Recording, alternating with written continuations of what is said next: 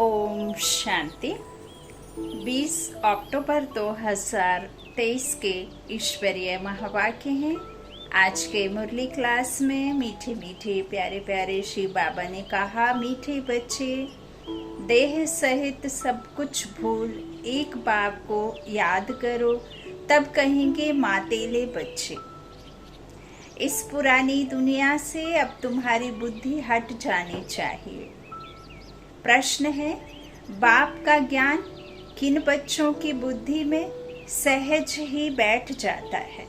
उत्तर में बाबा ने कहा, जो गरीब बच्चे हैं, जिनका मोह नष्ट है और बुद्धि विशाल है, उनकी बुद्धि में सारा ज्ञान सहज बैठ जाता है। अब गरीब कोई धन से गरीब बच्चों की बात नहीं बाबा कहते। यहाँ बहुत तरह से बच्चों को कष्ट है, मन से दुखी, तन से दुखी, धन से दुखी, रिश्तों से दुखी, बहुत सारे तरह के जो जीवन में कष्ट हैं, विकारों से।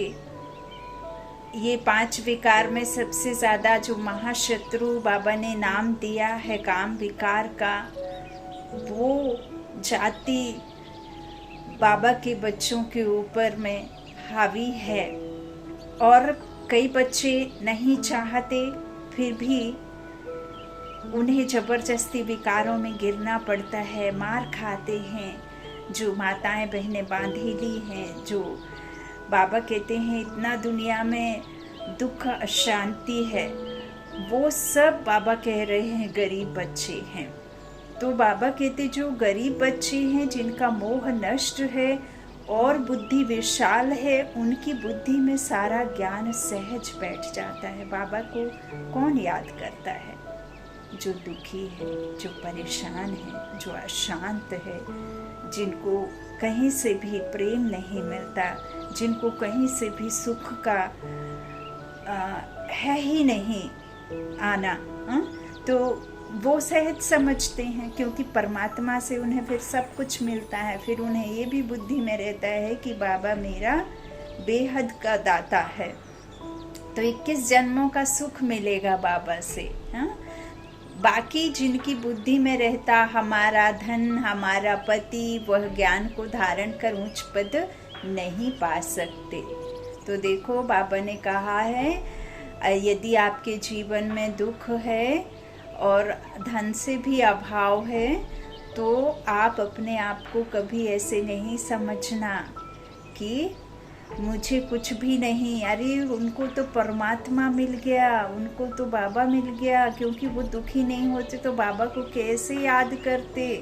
तो इसीलिए बाबा कहते जिनकी बुद्धि में रहता है हमारा धन, हमारा पति, हमारे बच्चे मेरी बहुत केयर करते हैं, मेरा बहुत ध्यान रखते हैं, मेरे मुख से एक बात निकली और मेरे पति ने तुरंत ला करके कर देते हैं, फिर चाहे उनको कितनी भी मुश्किल हो वह कभी सोचते नहीं हैं।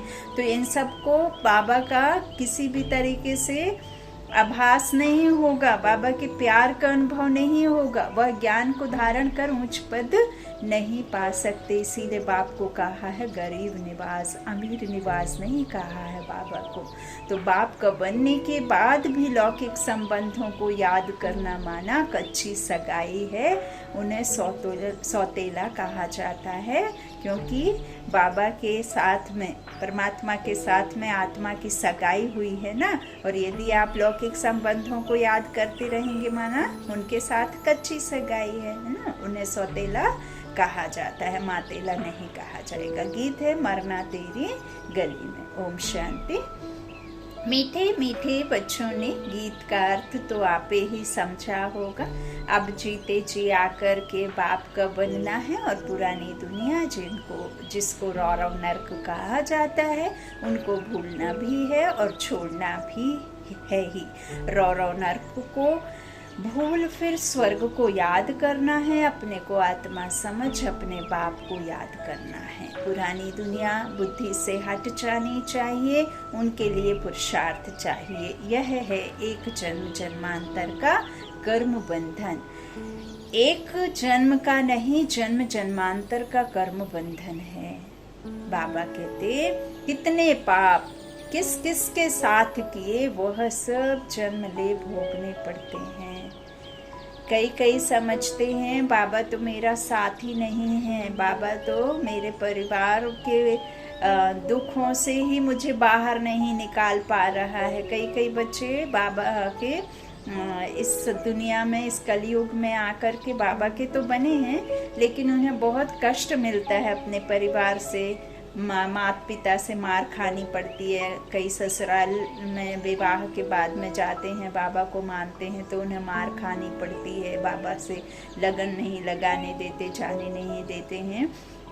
तो देखो यहाँ बाबा को फिर भी आप दोषी मत बनाओ, क्योंकि बाबा दोषी नहीं हैं। आपके अपने पुराने हिसाब किताब दोषी हैं।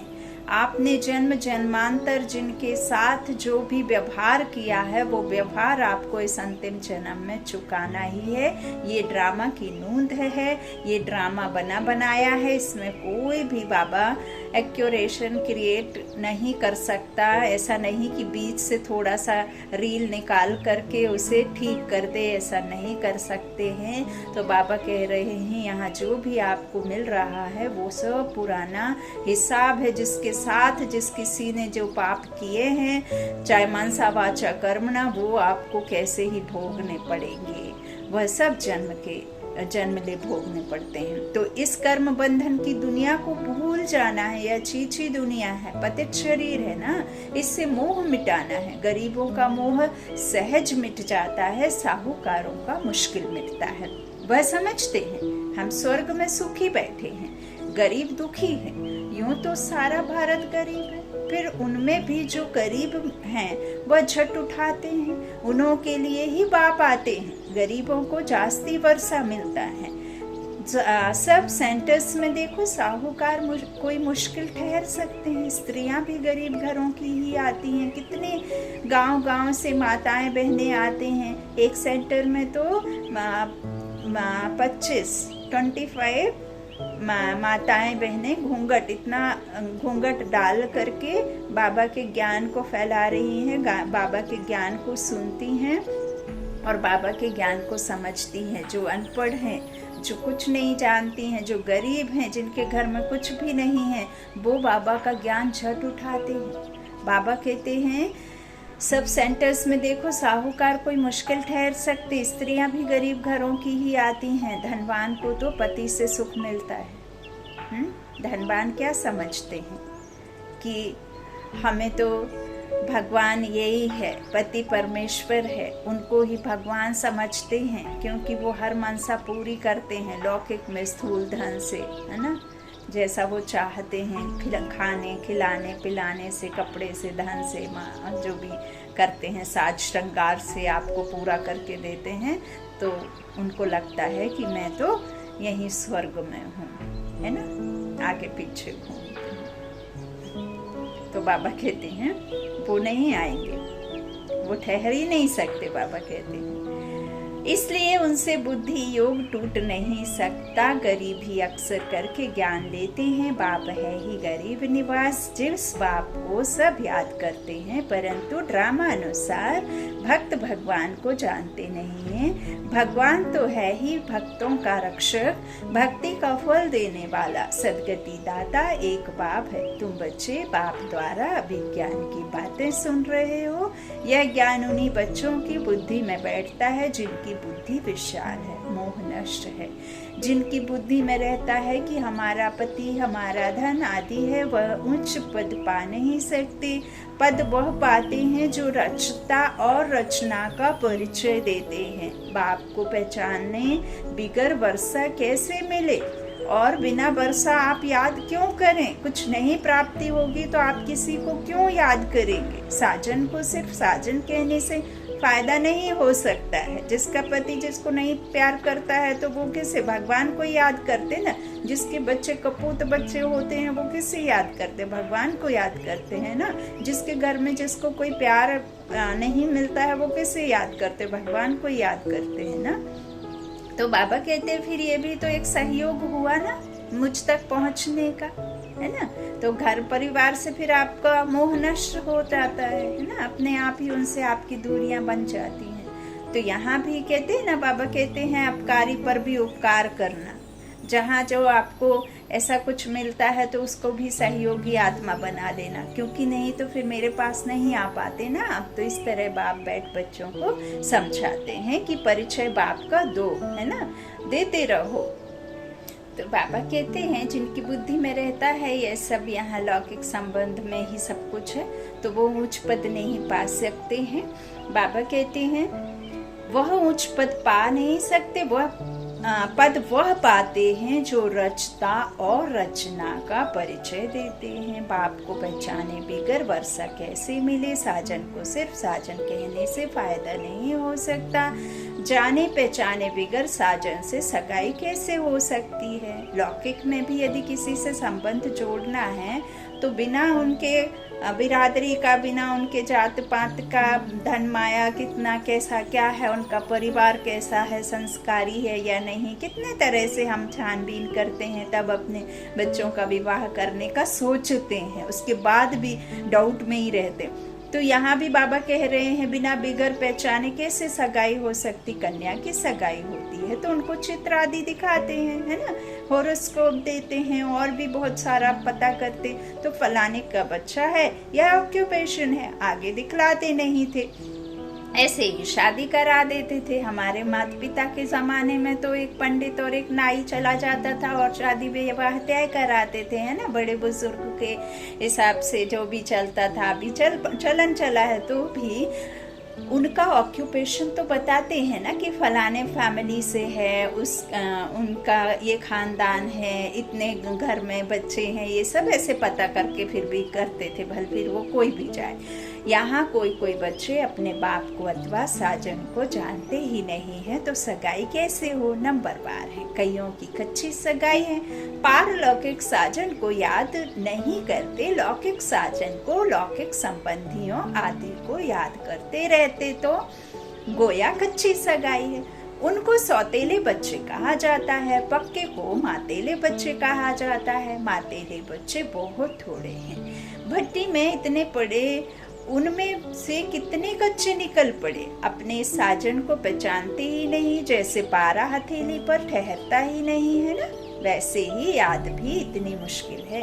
बिंदी है खसक जाती है, घड़ी घड़ी भूल जाते हैं। 25-30 वर्ष वाले भी पूरा याद नहीं कर सकते हैं। तुम जानते हो पारलौकिक साजन स्वर्ग के 21 जन्म लिए महाराजा महारानी बनाने वाला है, सृष्टि के आदि मध्य अंत को जानने वाला है।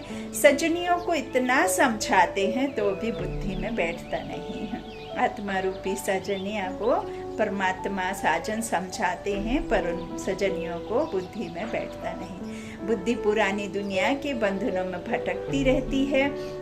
बाबा कहते हैं समझते नहीं है कि मैं बंधन में हूँ। उस बंधन को ही सब कुछ समझ बैठते हैं और सुख समझते।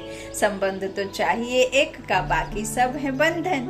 बच्चों को समझाया जाता है एक से संबंध रखो, वह तुमको सृष्टि के आदि मध्य अंत को अंत की शिक्षा देते हैं ना। लौकिक में भी जब भक्ति में भी भक्ति करते हैं तो कहते हैं ना अपने इष्ट को एक को मानो, है ना। ऐसे नहीं है कि सबको, फिर सबको आवाज दोगे तो कौन आएगा, है ना। वो सोचेगा तो वो जाएगा, वो सोचेगा वो जाएगा, इसीलिए यीशु बनाओ, एक को अपना चुनो। तो तुम जानते हो आधा कल्प है ज्ञान कांड, आधा कल्प है भक्ति कांड। ज्ञान कांड में तो 21 जन्मों का वर्षा मिलता है, वहाँ है सतो प्रधान, फिर सतो प्रधान से नीचे सतो में, फिर सतो से गिरकर रजो में आना है। जब सतो पूरा होता तो ज्ञान कांड पूरा हो जाता। द्वापर से भक्ति शुरू होती है, वह भी पहले सतो प्रधान भक्ति होती है। अव्यभिचारी व्यभिचारी दो तरह की भक्ति बाबा ने बताई है। तो बाबा कहते फिर भक्ति भी सतो रजो तमो में आती है, अभी बिल्कुल एकदम तमो प्रधान है। व्यभिचारी होने से भक्ति फिर गिरती जाती है, अनेकानेक की शुरू हो जाती है। अब यह जानना और किसको समझना तो समझाना तो बहुत सहज है। तुम बच्चों को रौरव नर्क से संबंध तोड़ एक से रखना चाहिए।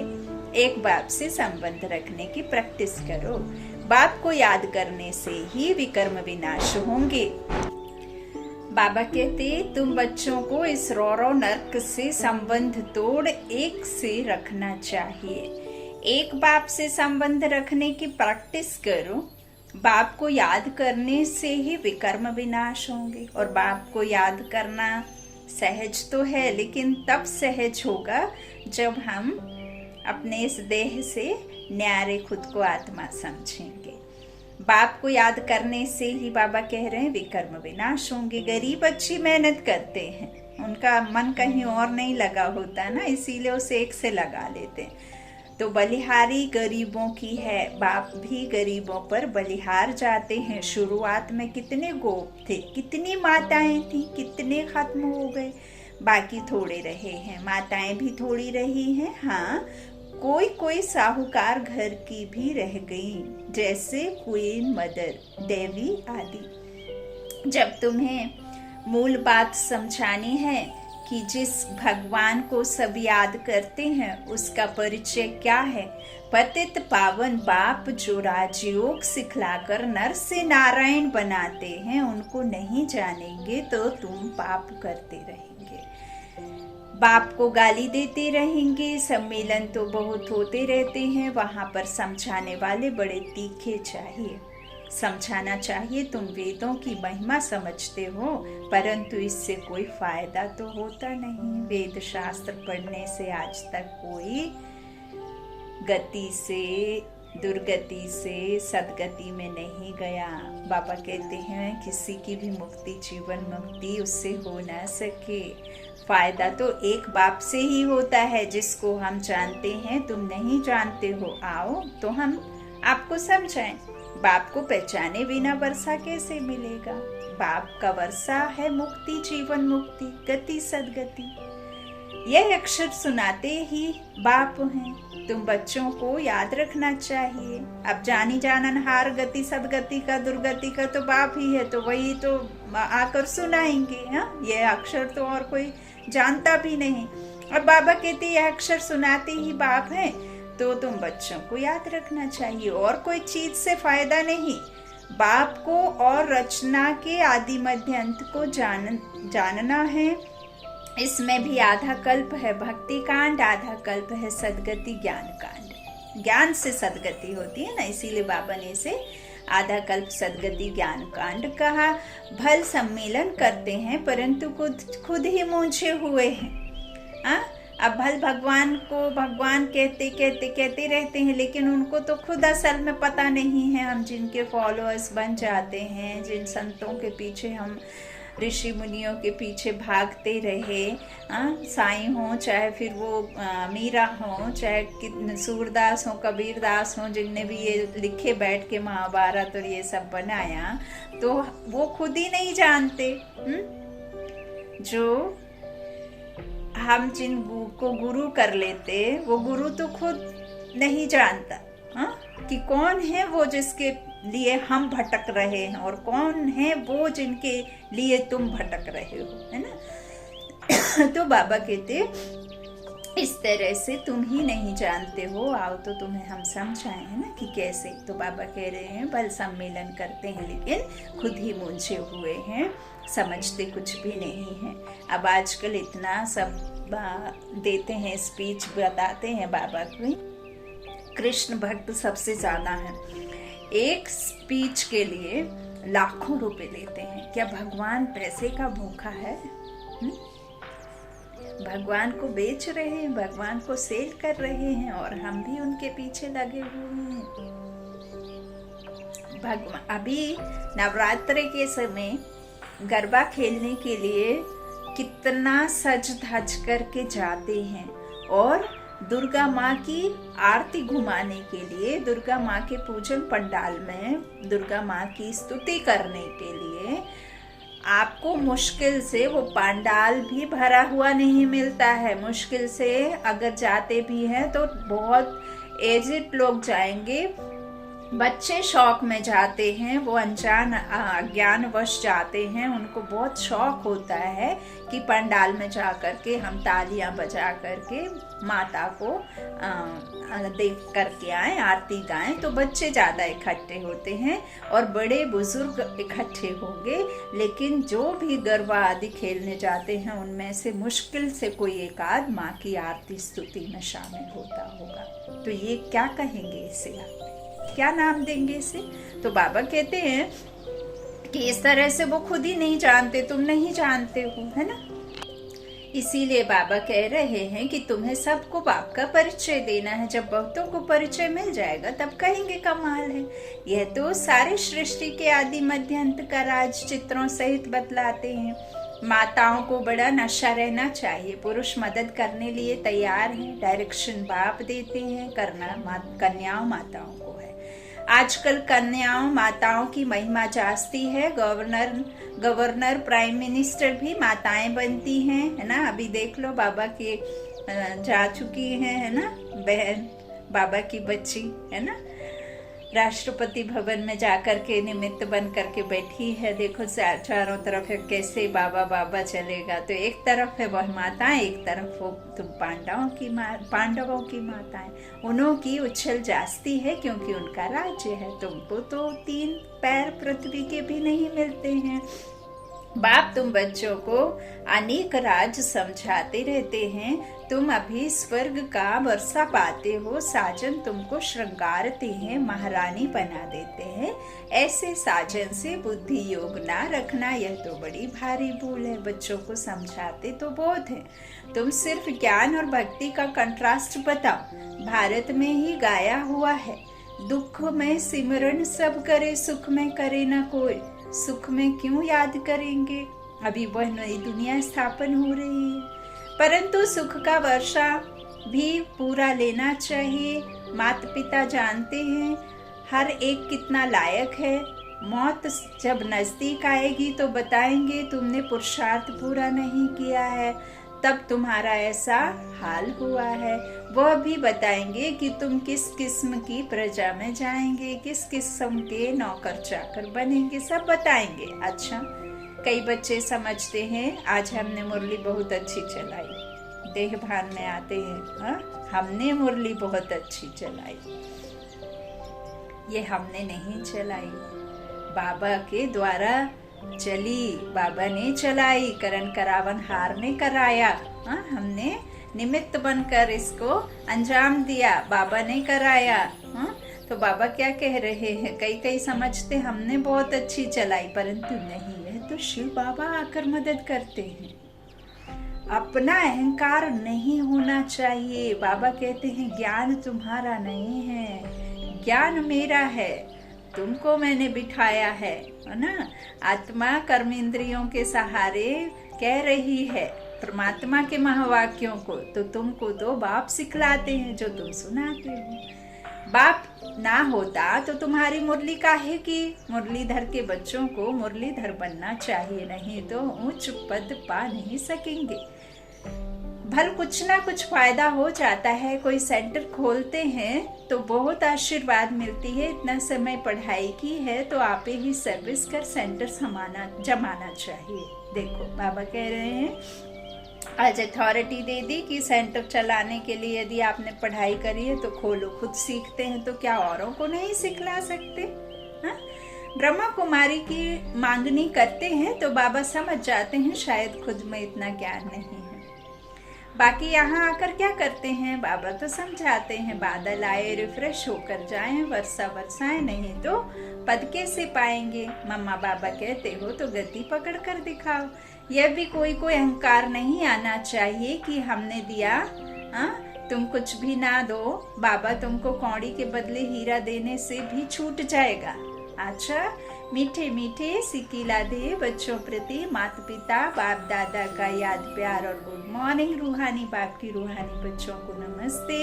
हम रूहानी बच्चों की रूहानी माता पिता बाप दादा को याद प्यार और गुड मॉर्निंग। अच्छा, जो भी सेवा करना चाहें, जिनको ज्ञान आता है, आज बाबा ने कह दिया कि टीचर बहन ही करे या वही कराए, ऐसा ज़रूरी नहीं है। यदि आपको ज्ञान है तो आप सेल्फ से भी अपना सेंटर खोल सकते हैं।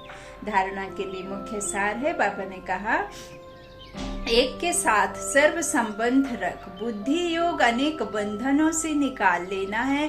एक के साथ पक्की सगाई करनी है, बुद्धि योग भटकाना नहीं है। बाबा कहते हैं ना, कितना भटकता है, माया भटकाती है ना। दूसरा, बाप समान मुरलीधर बनना है। मैंने अच्छी मुरली चलाई, इस अहंकार में नहीं आना है। बादल भरकर वर्षा करनी है, पढ़ाई की है तो सेंटर जमाना है। वरदान है, बाप को सामने रख, ईर्ष्या रूपी पाप से बचने वाले विशेष आत्मा भव। बाप को सामने रख, ईर्ष्या रूपी पाप से बचने वाले विशेष आत्मा भव। ब्राह्मण आत्माओं में हम शरीर होने के कारण ईर्ष्या उत्पन्न होती है। ईर्ष्या के कारण संस्कारों का टक्कर होता है। लेकिन इसमें विशेष सोचो कि यदि हम शरीर किसी विशेष कार्य के निमित्त बना है तो उनको निमित्त बनाने वाला कौन? बाप को सामने लाओ तो ईर्ष्या रूपी माया भाग जाएगी। जो सुना रहा है उसे मत देखो, जो सुनाने वाला है, जिसने चुना है, जिसके हम बने हैं, जिसने हमें बनाया है, उसको याद करोगे तो जो ईर्ष्या है वो खत्म हो जाएगी। तो बाबा कहते हैं उनको निमित्त बनाने वाला कौन? बाप को सामने लाओ तो ईर्ष्या रूपी माया भाग जाएगी। अगर किसी की बात आपको अच्छी नहीं लगती है तो शुभ भावना से ऊपर दो, ईर्ष्यावश नहीं। आपस में रेस करो, रेस नहीं तो विशेष आत्मा बन जाएंगे। शुभ भावना से ऊपर दो, ईर्ष्यावश नहीं, आपस में रेस करो, रेस नहीं तो विशेष आत्मा बन जाएंगे। यहाँ लड़ाई दुनिया वालों से नहीं, खुद से है। स्लोगन है, बाप को अपना साथी बनाकर माया के खेल को साक्षी हो देखते चलो। बाप को अपना साथी बनाकर माया के खेल को साक्षी हो देखते चलो। अच्छा, मातेश्वरी जी के मधुर महावाक्य। अपना असली लक्ष्य क्या है? पहले यह जानना जरूरी है कि अपना असली लक्ष्य क्या है। वो भी अच्छी तरह से बुद्धि में धारण करना है, तभी पूर्ण रीति से उस लक्ष्य में उपस्थित हो सकेंगे। अपना असली लक्ष्य है, मैं आत्मा उस परमात्मा की संतान हूँ, असल में कर्मातीत हूँ। जो हमारा स्वभाव है ना, जो आत्मा का स्वरूप है, वो कैसा है? कर्मातीत। फिर अपने आप को भूलने से कर्म बंधन में आ गई। अब फिर से वो याद आने से, इस ईश्वरीय योग में रहने से अपने किए हुए भी कर्म विनाश कर रहे हैं।